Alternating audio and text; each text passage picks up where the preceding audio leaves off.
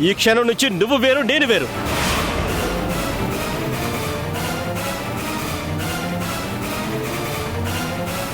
నా బిడ్డని దూరం చేసినందుకు ఇదే నేను నీకు విధిస్తున్న శిక్ష. అర్జున్, చాలు, ఇక చాలు సుభద్ర.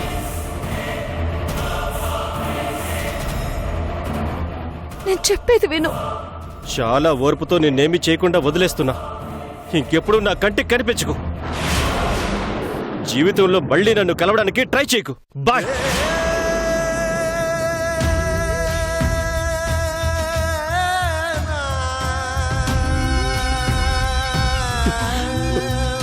కన్న బిడ్డని కోల్పోయిన ఒక తండ్రి బాధ నీకెప్పటికీ అర్థం కాదు.